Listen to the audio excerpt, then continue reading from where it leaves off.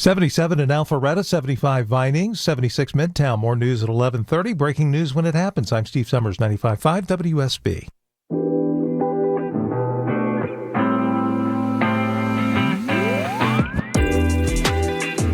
Well, would you look at that? This is the Nightcap with yours truly, and most importantly, your buddy, Jared Yamamoto.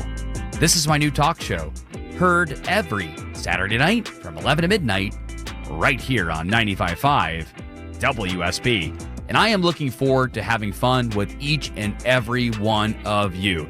So let's start off this Nightcap with something that I don't usually do. In fact, I feel like it's only appropriate to do this weekend because we're celebrating Independence Weekend still. Yeah, I'm going to start off with a declaration here on my Nightcap. Highly unorthodox, highly unusual for your beloved host to do that. But yes, I am going to start off with a declaration tonight because it has been awesome having the extra days to celebrate the 4th of July. Yeah, it fell on a Thursday, and I know some people are like, well, what are you talking about, Jared? I love when the 4th of July falls on a Friday, or I love when it falls, on Saturdays. That's always a nice time too. But I am here to say that it has extended my partying throughout this weekend. It has been so much fun. I know that on Thursday I had a chance to hang out with family, and as our pool day turned into a pool night, I was able to see and hear some of the fireworks all the way from Six Flags over Georgia, which was so freaking cool to be able to see that. Living on the west side for the first time, this is my first 4th of July on the west side of town, and I was able to see and hear them slightly. And then yesterday, I was out on Lake Lanier, and I got a chance to go to Lanier Islands and watch the fireworks over there. It's been so much fun, and I know that there were firework displays all over Atlanta as I was driving into work tonight to do the show to hang out with all of you fine folks. So my declaration is that from here going forward, the 4th of July must fall on a Thursday. And I'm here to say that the U.S. government needs to alter all of the calendars across the world. Yeah, I'm talking altering the Chinese calendar, the Russian calendar, the European calendars. They're going to be upset. They're going to be mad at old America. But we're here to flex our freaking muscles and let people know that from here going forward, the 4th of July will always fall on a Thursday, so that way we, as Americans, can party. And, of course, we'll be open-minded. You can come and party with us. Even if you're not American, come party with us. Come have a good time. I know that I learned from my little brother's girlfriend, who is a Polish descent. They actually met in Scotland, and she's from Polish descent, that they have a festival where they intentionally dress as Americans and drink light beer, and they celebrate the 4th of July. God, you got to love the Poles. God, you got to love all of these other countries that love to celebrate our traditions. Hell, I know that earlier today, I was partying too. So because 4th of July fell on a Thursday, the past couple of days have been wonderful. It's been a wonderful extension of the holiday, and I think that we should continue it all the way until infinity. Alter the calendars across the board. I don't care if it means adding a 32nd day to a month, or maybe February. Hey, you know what? Maybe we finally fix February and on a couple of those calendars where you actually add a 30th day or a 31st day to February. God forbid February actually ends up being a normal month with a normal amount of days. But I want 4th of July to always fall on a Thursday, and I'm here to say to all of my senators, the President of the United States, I want that to happen right now. So hopefully you guys get on the phone. You know what? I'll use Eric Erickson's text line. You got to text Eric to blah, blah, blah, so-and-so to make it happen. I know I'm kidding. I'm just having fun. I'm a little loopy. It's been a long, fun weekend, but I have plenty of stuff to talk about. And again, I can't wait to have fun with all of you fine folks out there. One thing we're definitely going to talk about, I know that I covered it last week, that I'd watched season 3 of The Bear, and I was liking it. I was enjoying it so far. It's not my favorite season, and I ended up finishing it, and I promise you I'm not going to spoil it, but apparently I'm not the only one. 5.4 million people viewed The Bear in the first week since it dropped. So I'm not alone. I'm happy to see that other people are enjoying it. Again, not my favorite season. I will talk about it later on in the show. One thing I'm excited to uncover with all of you fine folks is Brat Girl Summer. Yeah, I'm noticing this amongst some of my younger colleagues around the office here at WSB and some of my Gen Z friends. But apparently there is a new term called Brat Girl Summer that influences the fashion of some of the ladies in the workforce. So we're going to talk about that. And at some point, we have to talk about these two teachers that have been accused of having sex with two young boys in their classroom. This scenario happens way too often where you have the young female teacher and the young teenage boy in the classroom. And I have my thoughts about that. I know that many of you guys have your thoughts too, but I want to comb through the story a little bit more and see if we can find some details that maybe we're missing, and maybe we can finally start to understand why this scenario tends to pop up more and more. This one just happens to be in Gordon County, so obviously it's not too far from the metro area. Also, I know that I'm starting to see these spiders around Georgia. It's these banana spiders. They're kind of like the Joro spiders, but I swear to you, I know I brought this up on the Von Hessler Doctrine earlier this week. I swear I saw these spiders growing up as a kid when I would go to the beach at Hilton Head Island. I've got my thoughts about that and these spiders and what we can do to help fix it, because for me, like, I'm not really that afraid of bugs, but I know that people don't like bugs. So I know people are like, oh no, the banana spider is going to be invasive. It's going to be bad. I'm here to tell you, I don't think it's going to be as bad as people think it's going to be. Still don't love their spiders, but again, like, I'm here to talk you off the ledge with these banana spiders that have been found in some parts of Georgia. In fact, I kind of think that there might be one near my new place now. Speaking of bugs, there are all these caterpillars that I'm noticing on my walks and jogs around the West Side Park. I don't know if this is like caterpillar season or what, but I've seen green ones, I've seen brown ones, I've seen black ones. I don't know what's going on, but they're just marching across all of the paths that I go on. I've mentioned on previous shows how earlier in the summer it was all about the frogs. Then I saw the dead bees last week. And then this week it's been caterpillars. So it's just been wild to see all of these different insects and small animals make these migrations across my morning paths that I take every single morning. But before we get to all that, the thing that I want to start with is a collab of two stories that are going on, because I come on a gloat here a little bit.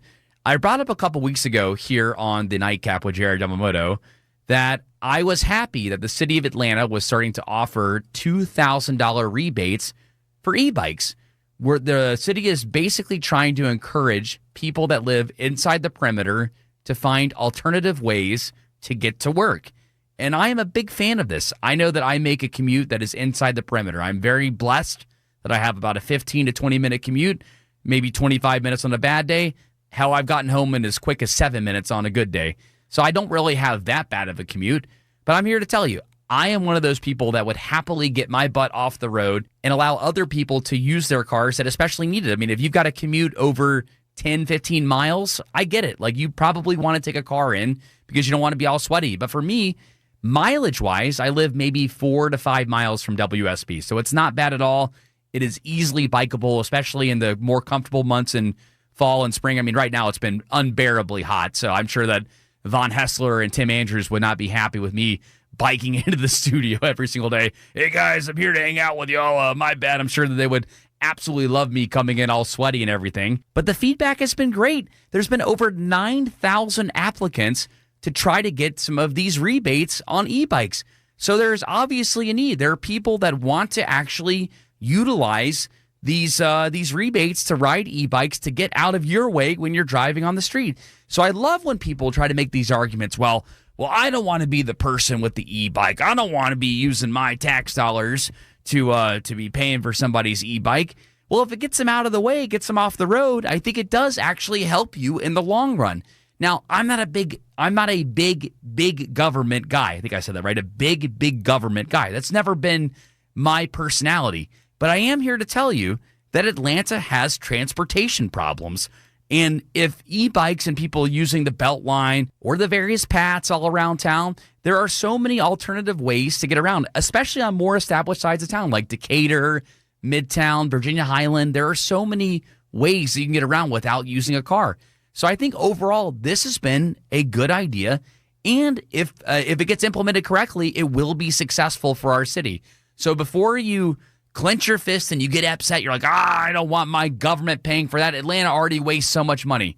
I'm here to agree with you. Atlanta wastes a ton of money on projects that are, in my opinion, needless. But one thing that they are doing a good job of is they are trying to find alternative ways for people to get around.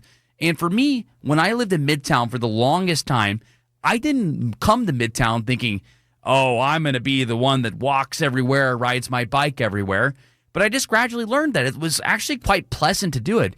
So if you make it fun and joyful for people to walk or for people to ride their bike, or in this case, their e-bike, I guarantee you people will be more prone to actually trying that method to get around. Transportation is so important, and there is no doubt that when you listen to this station every single day to all of the great traffic reports that we put on, that there are problems with the transportation system here in Atlanta. Hell, I think that long term, they're trying to connect a lot of the Beltline and a lot of the paths around town to the various suburbs. And I think that's great. You're offering alternatives. Now, if you're commuting from Stockbridge or you're commuting from Tucker, I wouldn't expect you to be riding your e-bike into work. That's not what I'm saying at all. I'm just saying for the people that live inside the perimeter, maybe you're commuting from Summer Hill to downtown. If you had a rebate where you would ride an e-bike, even if you did it for just a couple days out of the year, you're getting off the road, you're getting out of other people's ways, and it ends up helping everybody else out because the person gets an e-bike that they wouldn't have gotten otherwise because of the rebate. And then on the other side, you're getting you're getting a car off the road that would otherwise be blocking things. And that's why with the next story I'm going to bring up, it's really going to get people fired up because I know that Amtrak is excited by the potential of a new Atlanta intercity rail hub. Yeah, they're talking about moving their main station from Midtown to downtown, and they're going to potentially add new routes from Atlanta. And I'm here to say this is a great idea. I wish Amtrak had more routes out of here, and we could really learn something from the Europeans here on this. Oh, I know people are like, oh, how dare you, Jared? No. I'm not saying you have to give up your car or anything like that. I'm not saying that you need to give up the other means of transportation at all. We can be better than Europe. We can have trains and cars. Think about that perspective there.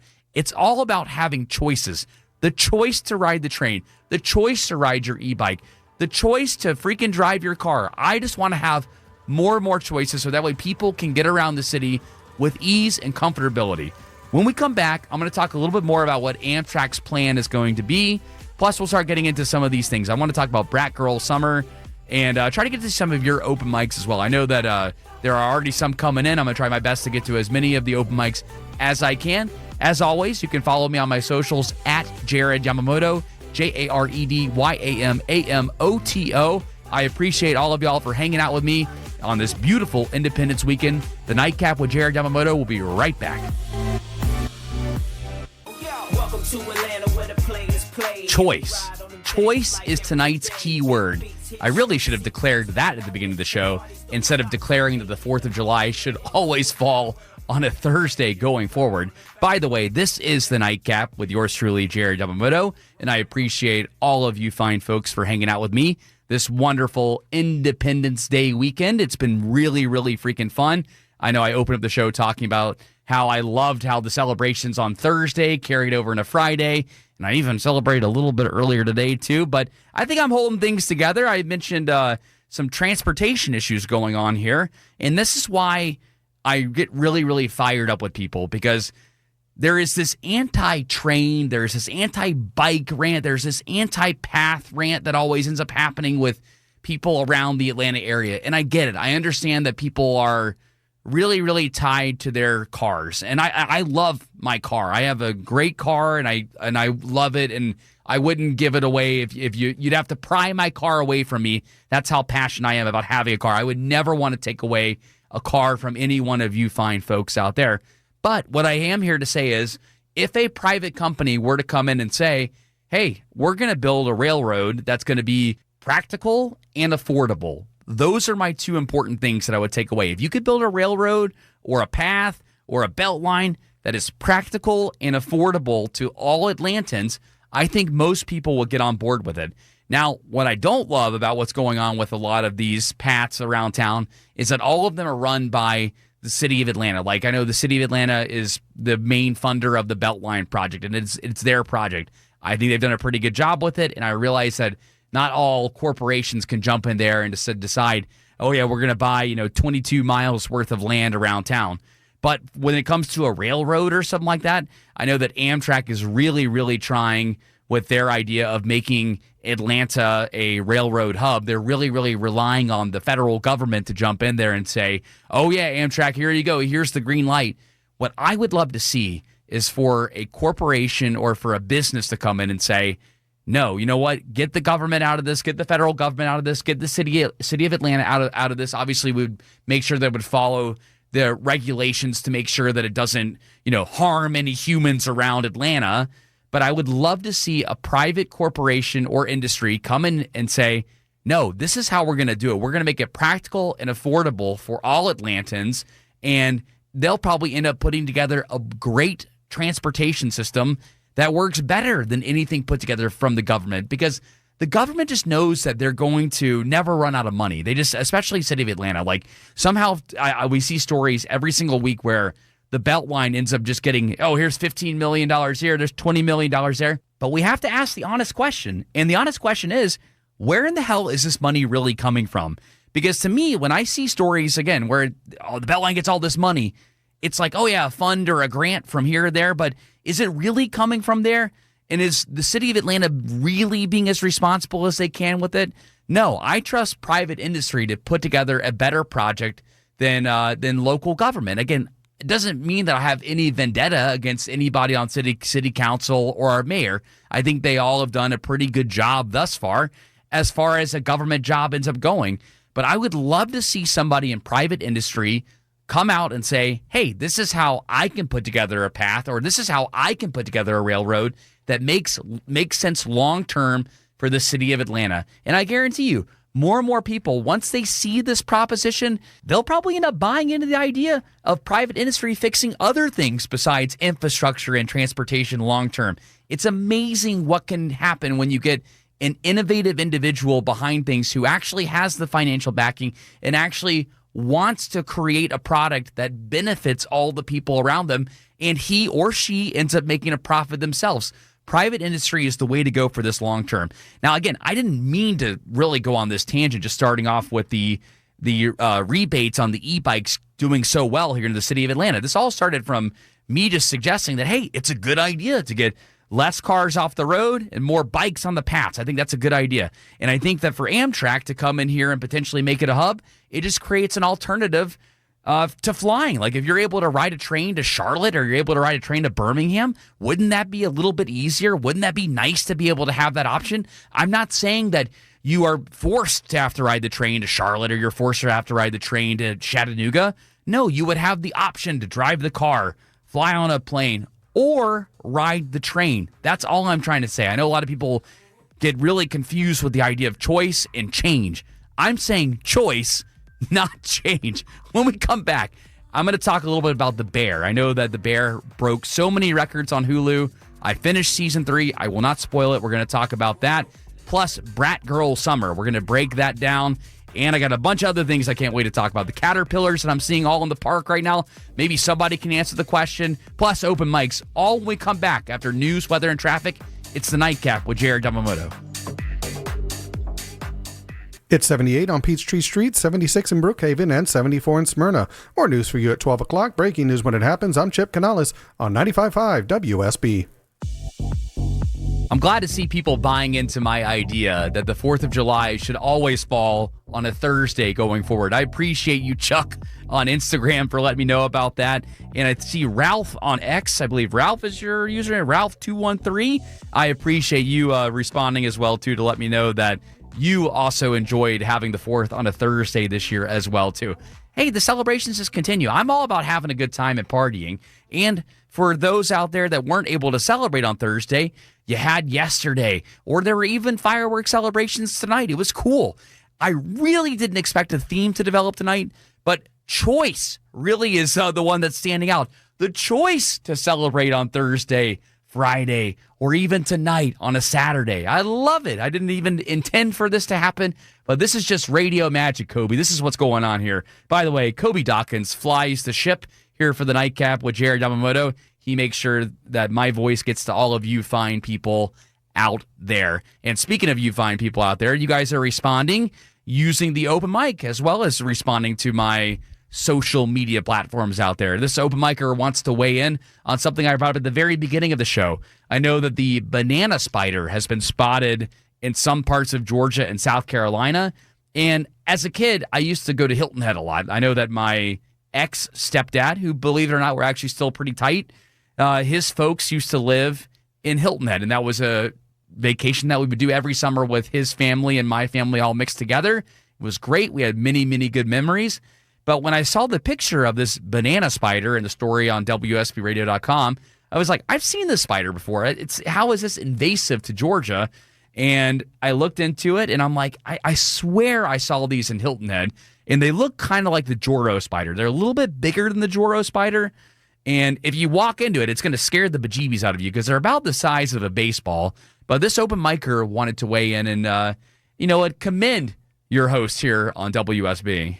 What Jared is thinking about with those banana spiders that he thought he saw years ago, he did, because he saw banana spiders. They're all over Hilton Head. They're all over South Carolina, because it's a swamp. That's why you got Venus flytraps down there. The banana spiders are huge. They're the size of a friggin' baseball mitt. They're absolutely massive, and they're scary as hell. But the Joro spiders are just like them, just a bit smaller. Yeah, I agree. Yeah, they're definitely huge. And I remember my Nana. I called her Nana. Sometimes with families, I grew up in the most modern American family possible with multiple divorces on both sides of the family. I've just, as an adult, leaned in. I'm just like, hey, like, that's my brother, that's my sister. It's been a wonderful melting pot of a family. And it can get confusing to people because people ask questions about it. They're like, hey, okay, so how is that person related? And I'm like, oh, yeah, no problem. This was related to this stepdad or this was related to this stepmom. It's no problem at all. I love breaking it down. I know that some people, when they have family weirdness, they kind of clam up about it. And I just think, you know what? It's not weird. It's just the way I ended up growing up. And I know there are many of you that grew up in families that had divorced parents as well. That's why I think it's so interesting. Sometimes you run into these families that are like just the perfect, in air quotes, prototypical families where it's like, mom and dad got married, their mom and dad got married, and, a divorce was completely, forgotten. And I'm like, oh my God, it's ridiculous. A divorce happens. I'm here to tell you. I witnessed it on both sides of my family for a while, and I'm actually, as an adult, grateful for it because, number one, it wasn't me going through the divorce. It was my parents that were going through it. And again, I don't wish any ill will upon them.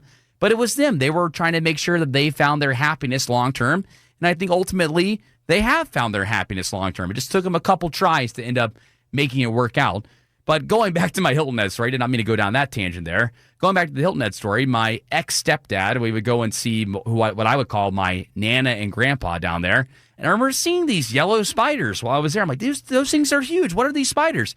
And I thought they may have been the Joro spider. When all the Joro spider stories were going rampant a couple of years ago. Like, oh, the Joro spider's invasive too. And I was like, I swear I saw that one too. I don't know. Maybe Hilton Head is just one of those places where it's just unique and maybe it had both those kind of spiders. But I'm glad that Open Micer agrees with me. Let's do a little, I loved the segment that we called this last week because I've brought up so many times here on the Nightcap with Jared Yamamoto the things that I'm watching. So I finally made a segment called What's Jared watching? Is it a movie or is it a series? Is it good or is it bad? What's Jared watching today? Yeah, what is Jared watching? And this week I didn't watch as much TV. Had a chance to finish The Bear Season 3. And again, there will be no spoilers here on this show. There's no need for you to get worried if you like the show. I like the show. I'm here to tell you I will be watching Season 4. Sometimes one of the things that stinks when you get fully invested in a show is that even if a season isn't as good, you get invested and you're like, oh, I've got to see what ends up happening long term. I felt like that with Stranger Things for the longest time. Like, I didn't love seasons 3 and I guess season 4 was better than season 3 and season 2, but I'm invested. I cannot wait for season 5 to come out this December, and I'll, of course, give my review on here. But I'm here to tell you that with The Bear, Seasons 1 and Season 2 were definitely better than Season 3. A lot of great character development happened in Season 3, but it's as if they knew there were going to be other seasons after this one. So they're like making it a point to really develop some of the key characters along the way. And it's not that I didn't like the character development.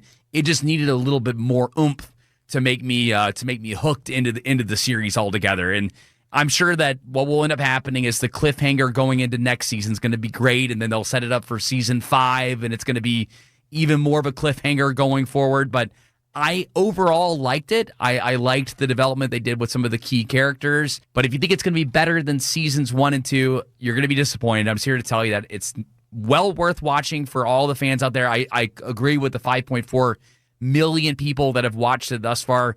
Worth it, but I would give it a B to B minus for this season. Doesn't mean I'm quitting. I'm telling you, I will be watching season 4 and season 5, but it's not as good as seasons 1 and season 2.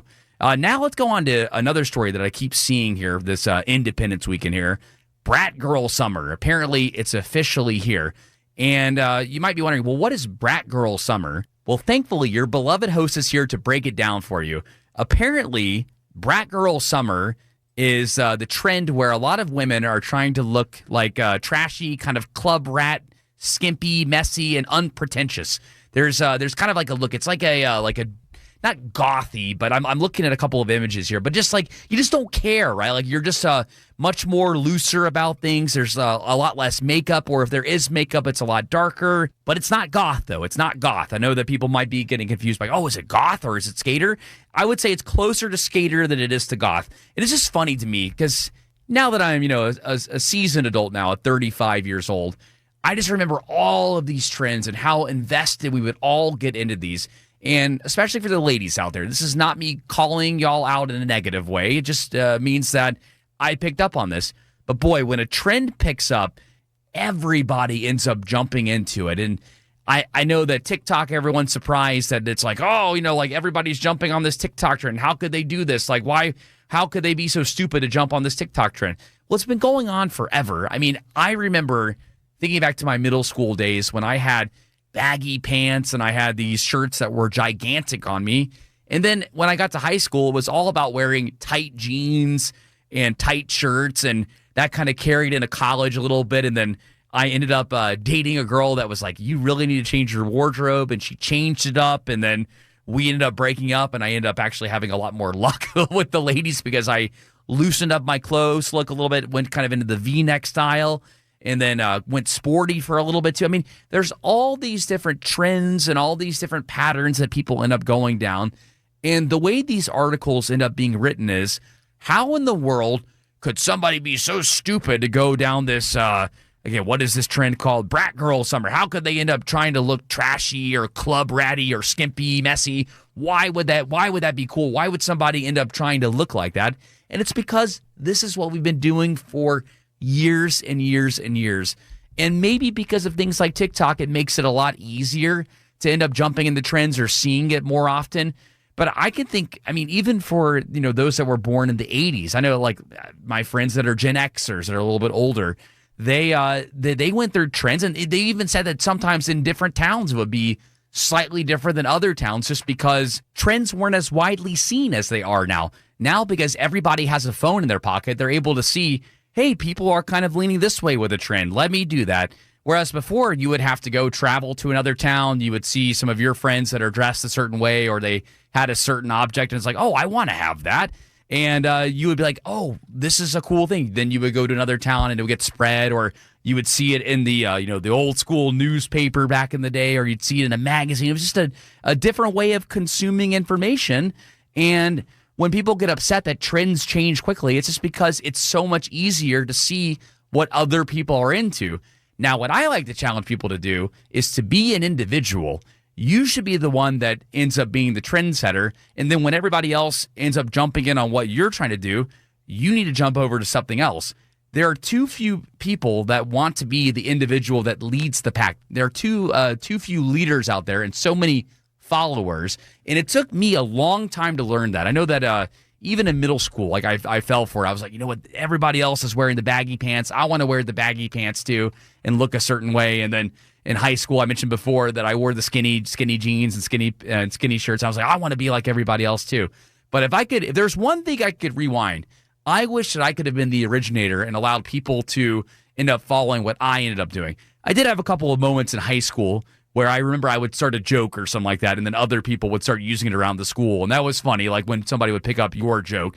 Now, it wasn't like I had a ton of those kind of moments or anything, but I do remember being an originator of things like that or little trends like that. But for people that get upset with TikTok and all of the different social media sites for starting a trend like Brat Girl Summer don't get so upset about it. It's just the way that things are now. And who knows, maybe it ends up slowing down in the future because people end up getting off these apps, or maybe it ends up going even faster because we end up having more apps that end up feeding these trends even more.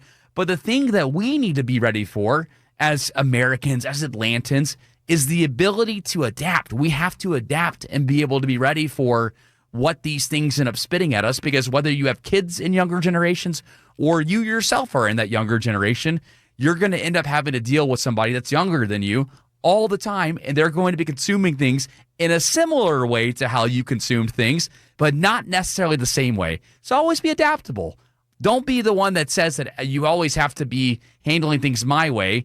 Make the choice to be more open-minded and accepting of these different trends and the speed in which they change. I feel like that's a good lesson on tonight's Nightcap, and it falls with the theme tonight of choice. When we come back, we got to talk about these two ladies, up in Gordon County who were arrested. They are two teachers that ended up having sex, or allegedly ended up having sex, with a couple of their male students in the classroom.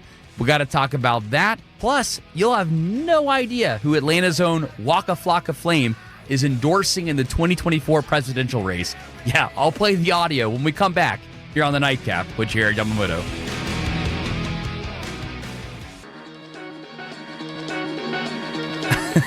It's funny. I spent most of the last segment trying to encourage people to be more open-minded to trends and things that we see on the internet. But this is one of the outliers to my argument here. I laughed my ass off when I read this story. This is a really, really funny one here. It's all the way over in Britain, but apparently there are some contact lenses that are for sale that have, quote, seen Taylor Swift, and they are on sale for a whopping £1,100. Yeah, if anybody ends up buying those freaking contacts that, quote, saw Taylor Swift, you are a moron, because what in the world? How in the world would you even prove that? But it just shows you that people are dumb and they can fall for these kind of things. And I don't know. I just, you know what? I feel bad if anybody ends up buying these sunglasses that, quote unquote, saw Taylor Swift. Another story we got to get to here. Apparently in Georgia, they found the exact amount of money that you need to be able to live comfortably here. And it's right around $98,000. So right around $100,000, between $98,000 and $100,000 in order to live comfortably. We're kind of in the middle of the pack, according to Wallet Hub. And I believe it. I mean, that so many things have become so expensive. And I've been trying my best. I know last week I talked really heavily about the presidential debate. And people are probably wondering, well, why, Jared? Why haven't you talked about Biden and Trump at all? And I'm like, you know what? It's Independence Weekend. We're supposed to be celebrating America. And I've intentionally been trying to give it a break. But when I heard this Waka Flocka Flame audio from, I guess he was doing a show earlier this week. I'm not sure where he was. I had no idea that he was, number one, heavily political. And I was shocked at who he's supporting in 2024. Listen to this audio, guys. All my Joe Biden voters to get out. See y'all! I'm gonna holler at y'all. We're gonna see y'all at the bingo game. We're gonna party right now for our President T24, man. It's a party. What's up? Yeah, so again, Waka Flocka Flame is apparently a Trump supporter, and I had no idea. This is interesting because a lot of black men are really, really into Donald Trump right now. And I do feel like with all of the cases against him and all the indictments, there is this thought of, man, like, is this guy really getting a fair shake at things? And for years and years and years, a lot of black men have been cast into that category for so long where the system is against them that maybe there's some relatability there that even I can't relate with as a Yamamoto. It's an interesting predicament that's happening. Who knows what's going to happen in the presidential race, and I'm proud of myself for waiting at least to the last segment to even talk about politics remotely here. One thing that we do have to end on here, though, is, again, I've been teasing it from the very beginning of the show here. This is the former City of Calhoun school district employees. They've been accused of having sex with their students, and all too often, it ends up being female teachers with young teenage male students. And I don't know what you do to fix this long term, because this happens around the country. I feel like we get stories like this every month. And I'm here to say, for the family of the young boy, I think this is effed up. I don't want any teachers to be able to do it. But again, this is the commonality here. This happens a lot where it is a young boy that ends up having the hormones, that wants to, go and, and enjoy himself and figure out who he is as a young boy becoming a man. And these teachers, I don't know what ends up happening. Like if they're like 23 or 24, but they just end up being put in this situation where one of them ended up just getting married like a month or two before these accusations ended up coming out. But I don't know if we need to make a requirement for teachers to be like at least 26 or 27 in the classroom. But this is happening too much where you're having the young female teacher having sex with the teenage boy who is underage, which should not be happening in any scenario. But we may need to consider making some age requirements for teaching, or maybe younger teachers end up handling some of the younger grades. But I also realize that it's a profession where we need so many teachers, and there are plenty of good teachers that are not having sex with their students out there. So the second you get the regulation there, it gets really, really sticky. So let me know using the WSB radio app, and we'll try to get to some of those questions next week on my Nightcap. I appreciate all of y'all for hanging out with me this Independence weekend. It's been awesome. I know it's been a holiday, and I hope that I wasn't too political. I intentionally try my best to keep it loose and fun with all of you great folks out there. I promise you I will be back next week. We'll get back into the main news of the day, I promise, and have some fun. But in the meantime, let's keep on celebrating America. You celebrate yourself. Have a great rest of your Independence weekend, and I promise you I'll be back, same slot, 11 to midnight, right here next Saturday. And of course, listen to me on the Von Hessler Doctrine every day from 3 to 7, right here on 95.5 WSB. Have a great rest of your night and be safe.